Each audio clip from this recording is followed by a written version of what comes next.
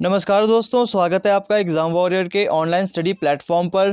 तो आज हम मॉक टेस्ट नंबर 42 करने वाले हैं और इसमें एक नए प्रकार का सिटिंग अरेंजमेंट मैंने इंक्लूड किया हुआ है और जो भी क्वेश्चन मैंने इसमें इंक्लूड किए हुए हैं उसकी मैं आपको आज शॉर्ट ट्रिक बताने वाला हूं। तो आपने वीडियो के साथ बने रहना है और जब भी कोई क्वेश्चन आता है वीडियो पॉज कर कर खुद ट्राई करना है उस क्वेश्चन को सॉल्व करने की। और जिन्होंने प्रीवियस मॉक टेस्ट नहीं देखे, डिस्क्रिप्शन पे और एंड स्क्रीन पर मैं आपको लिंक दे दूंगा, आप वहां से उन वीडियोस को जरूर चेक कर लेना। तो चलिए सबसे पहले बात करते हैं सबसे पहले क्वेश्चन की, जो कि है डायरेक्शन का। अब डायरेक्शन के क्वेश्चन की कोई शॉर्ट ट्रिक नहीं है, इसकी आपको प्रैक्टिस करनी पड़ेगी। हाँ, अगर माफ कीजिए, अगर आपने डिस्टेंस निकालनी होती है तो उसकी शॉर्ट ट्रिक बहुत सारी है, लेकिन डायरेक्शन आपको एक सीक्वेंस में ही निकालनी होगी। जैसे यहाँ पर कहा गया है राहुल अपने घर से, तो मान लो ये राहुल का घर है। अब राहुल अपने घर से पश्चिम की ओर चलना प्रारंभ करता है, 30 मीटर की दूरी तय कर दाईं ओर मुड़ जाता है। तो पश्चिम की ओर मुड़ गया तो और 30 मीटर चला, अब दाईं ओर मुड़ जाता है। दाईं ओर आप देखोगे दायां किस ओर होगा, तो लेफ्ट यहाँ होता है, राइट यहाँ होगा जब आप पश्चिम दिशा की ओर देख रहे होंगे। तो आपका दायां हो जाएगा ऊपर की ओर, 20 मीटर चलता है, फिर बाईं ओर मुड़ जाता है। अब बायां कहाँ होगा, लेफ्ट यहाँ, राइट यहाँ, तो बायां इस ओर होगा, है ना। तो बाईं ओर मुड़ेगा तो 10 मीटर चलता है, तो 10 मीटर चलकर बाईं ओर मुड़ गया, है ना। अब आगे कहा गया है पुनः बाईं ओर मुड़ जाता है, मतलब फिर से नीचे की ओर मुड़ गया और 40 मीटर चलता है। पुनः बाईं ओर मुड़ गया और 40 मीटर चलता है। ठीक है, ये हमने लिख लिया, 40 मीटर यहाँ तक चल रहा है। अब आगे क्वेश्चन में कहा गया है अंततः वह फिर से बाईं ओर मुड़ जाता है। अब फिर से वो बाईं ओर मुड़ गया। अब राइट हमारा यहाँ, लेफ्ट यहाँ, तो मतलब बायां हमें पता है किस ओर है, तो बायां मतलब हम यहाँ की ओर चलते हैं और 5 मीटर चलते हैं, क्योंकि क्वेश्चन में कहा गया है 5 मीटर चलता है। अंत में फिर से वो अपने बाईं ओर मुड़ जाता है, तो अब वो फिर से बाईं ओर मुड़ जाता है, मतलब ऊपर की ओर मुड़ जाता है। अब वो किस दिशा में जा रहा है, अब डायरेक्शन आप देखोगे किस दिशा में जा रहा है। तो ये हमारे पास कुछ डायरेक्शन ऐसी होती है, नॉर्थ, साउथ, ईस्ट, वेस्ट। तो वो कहाँ जा रहा है, वो जा रहा है नॉर्थ की ओर। तो इसमें आपका आंसर हो जाएगा नॉर्थ। ठीक, अब नेक्स्ट बात करते हैं अलग क्वेश्चन की, जो कि है यदि 1 रुपए में 30 संतरे खरीदे जाएं तो 25% मुनाफा कमाने के लिए 1 रुपए में कितने संतरे हमें बेचने होंगे। ऐसे क्वेश्चन को करने की सीधी शॉर्ट ट्रिक मैं आपका लेकर आया हूं, आपके पास लेकर आया हूं। अब देखो, 1 रुपए में हमने 30 संतरे खरीदे, तो अब हमने उसे 25% के मुनाफे में बेचना है। तो इसे आप आसानी से कर सकते हो, ये हमारा कॉस्ट प्राइस था, है ना, और हमने इसको 25% मुनाफे पे कमाना है या फिर बेचना है। तो इसमें आप सेलिंग प्राइस फाइंड करोगे, तो सेलिंग प्राइस फाइंड करने का फॉर्मूला आप जानते हो। तो इसमें जब हम इसको प्लस करेंगे तो ये हमारे पास आ जाएगा 30 गुणा में 100 बटा 125।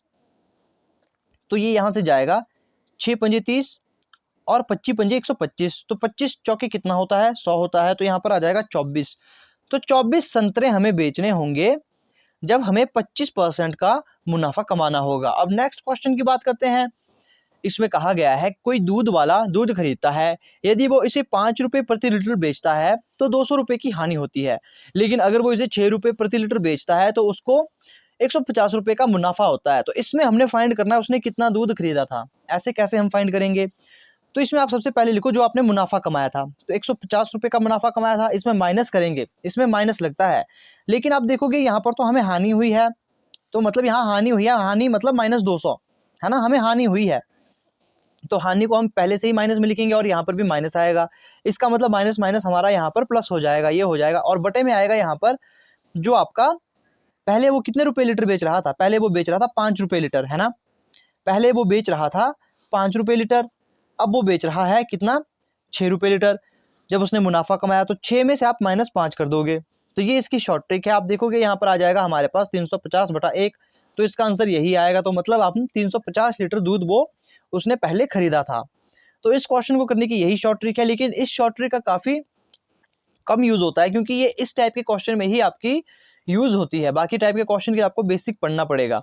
अब बात करते हैं नेक्स्ट टाइप के क्वेश्चन की, जो कि है नंबर सीरीज़ का। अब यहाँ पर क्या हुआ होगा, यहाँ पर तो अब बात करते हैं नेक्स्ट क्वेश्चन की। यहाँ पर कहा गया है निम्नलिखित संख्या अनुक्रम में आगे क्या आना चाहिए। अब आप इस सीरीज को ध्यान से देखोगे तो यहाँ पर हमारे पास पहले दी गई है संख्या दशमलव में 6.25, फिर 9 दी गई है, फिर दोबारा दशमलव में दी गई है 12.25, फिर दोबारा दशमलव में। तो इसमें एक चीज आप देख सकते हो, यहाँ पर ये संख्या इसके समान है क्योंकि ये दशमलव में है, और हमारे पास जो संख्या ये वाली है ये हमारे पास दशमलव में नहीं है।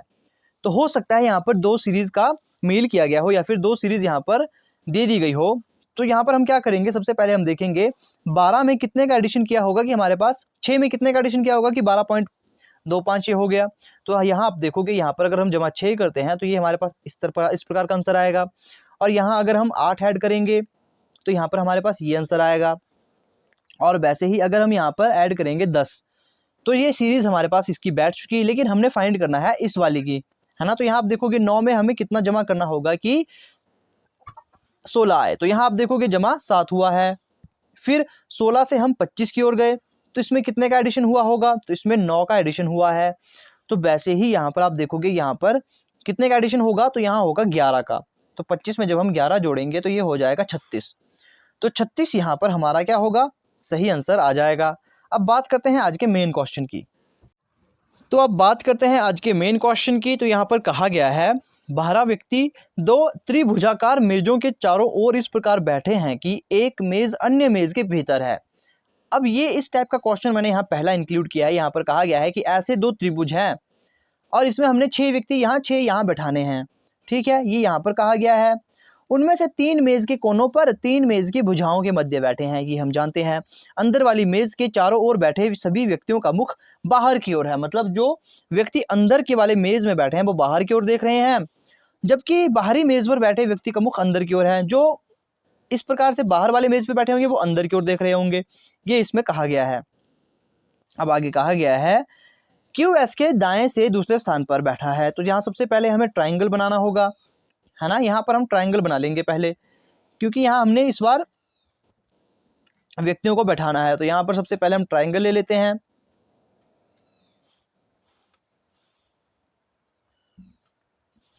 तो एक इस प्रकार से और एक इसके अंदर, तो इस प्रकार से हमने व्यक्ति बैठाने हैं।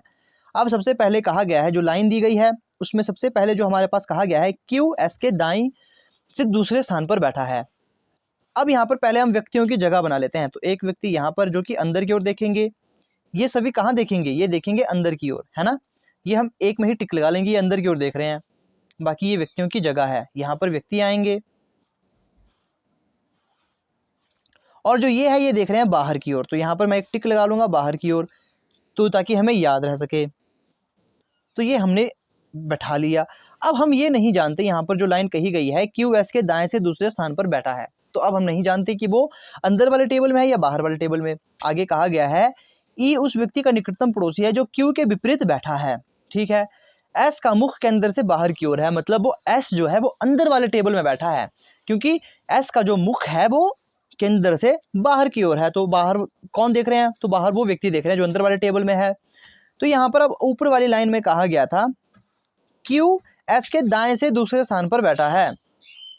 तो जो क्यू है, तो क्यू एस के दाएं से दूसरे स्थान पर बैठा है। मान लो अब एस अगर यहाँ बैठता है, एस अगर मान लो जो कि इस ओर देख रहा है, एस यहाँ बैठता है, तो क्यू इसके दाएं दूसरे स्थान पर बैठा है। तो दायां दूसरा मतलब पहला दूसरा, तो क्यू हमारा कहाँ आ जाएगा, क्यू आ जाएगा यहाँ पर। तो क्यू यहाँ बैठा हुआ है ना, ये हमने यहाँ पर देख लिया। तो क्यू को हमने यहाँ पर बैठा लिया, क्यू यहाँ बैठ चुका है। अब आगे क्या कहा गया है, आगे कहा गया है क्यू के विपरीत बैठा है ई उस व्यक्ति का निकटतम पड़ोसी है जो क्यू के विपरीत बैठा है, मतलब कि जो भी व्यक्ति क्यू के विपरीत बैठा है उसका निकटतम पड़ोसी ई है, ठीक है, ये यहाँ पर कहा गया है। आगे कहा गया है ई और ए के मध्य केवल एक व्यक्ति बैठा है। तो ई और ए के मध्य एक व्यक्ति बैठा है। अब ई और ए बैठे कहाँ, ये हम नहीं जानते। यू और टी के मध्य केवल 2 व्यक्ति बैठे हैं। यू ना तो एस और ना ही क्यू का निकटतम पड़ोसी है, और उसका मुख केंद्र की ओर उन्मुख है, मतलब कि वो कहाँ देख रहा है, केंद्र से बाहर की ओर देख रहा है। जो यू है वो ना तो एस और ना ही क्यू का निकटतम पड़ोसी है, मतलब यू ना तो यहाँ आएगा, यू ना तो यहाँ आएगा और यू ना तो यहाँ आएगा। अब एक ही जगह बचती है यू के लिए, तो वो कौन सी है, तो यू आएगा यहाँ पर, तो यू यहाँ पर आएगा। और यहाँ कहा गया है यू और टी के बीच में 2 व्यक्ति बैठे हैं। आप यहाँ देखोगे यू और टी के मध्य 2 व्यक्ति बैठे हैं। तो यू और टी के बीच हम 2 व्यक्ति बैठाएंगे। तो यहाँ यू है तो 1 2 छोड़कर यहाँ टी आ जाएगा, या फिर 1 2 यहाँ से भी टी, एक ही जगह टी आएगा, है ना। टी हमारा इसी जगह पर आएगा, चाहे यहाँ से गिने चाहे यहाँ से गिने, ठीक है। ये चीज़ हमने बैठा लिया। अब आगे बात करते हैं तो अब आगे देखते हैं आगे क्या कहा गया है। तो आगे जो लाइन है उसमें कहा गया है ई टी के विपरीत नहीं बैठा, मतलब जो ई है वो टी के विपरीत नहीं बैठा है, ई यहां पर नहीं आएगा, ये यहां पर कहा गया है। आगे हम देखेंगे क्या कहा गया है। आगे कहा गया है यू के विपरीत बैठा व्यक्ति एफ के दाएं दूसरे स्थान पर है। जो यू के विपरीत बैठा व्यक्ति है वो एफ के दाएं दूसरे स्थान पर है।